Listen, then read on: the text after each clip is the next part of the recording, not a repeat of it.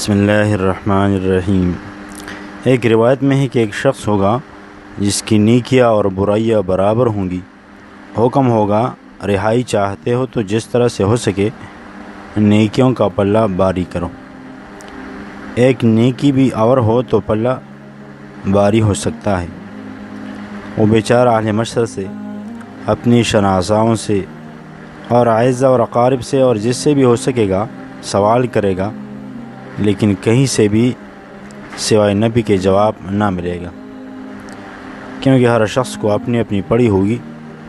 ہر شخص کو یہ خیال ہو سکتا ہے کہ شاید ہمارے حساب میں بھی ایک نیکی کی کمی آ جائے اور اس کی بدولت ہم اٹکے پڑے ہیں۔ غرض کوئی نہ دے گا، لیکن ایک شخص ایسا ہوگا جس کے پاس برائیاں ہی برائیاں ہوں گی اور نیکی صرف ایک ہوگی۔ وہ کہے گا کہ بھائی، جب تو اتنی نیکیاں کر کے صرف ایک نیکی کی کمی کی وجہ سے جنت میں نہ جا سکا، روک دیا گیا، تو میرے پاس تو بجز ایک نیکی کے سب بدیاں ہیں، میں تو دوزخ میں یقیناً ہی جاؤں گا، کیونکہ ایک نیکی میری اتنی برائیوں کا کہاں تک مقابلہ کرے گی۔ لہٰذا مجھے تو بیکار رہی ہے، لے تو ہی لے جا، میرا نہ صحیح تیرے ہی کام بن جائے۔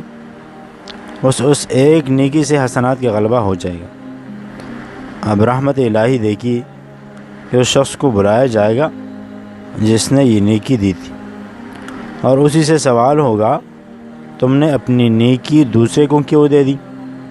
اب تمہارے پاس تو بجز گناہوں کے کچھ بھی نہ رہا۔ وہ کہے گا الہی، میں نے یہ دیکھ کر ایک شخص کے پاس ہزاروں نیکیاں تھی، مگر ایک کی کمی سے وہ جنت میں نہ جا سکا۔ یہ سمجھ لیا کہ میرے پاس تو ایک ہی نیکی ہے، قانون کے موافق میری مغفرت نہیں ہو سکتی، اس لیے میں نے دوسرے کو اپنی نیکی دے دی کہ وہ تو بخش دیا جائے گا۔ حکم ہوگا کہ ہم نے تجھ کو بھی بخشا، اس کو قانون سے اور تجھ کو فضل سے۔ تو نے اس شخص پر رحم کیا، ہم نے تجھ پر رحم کیا۔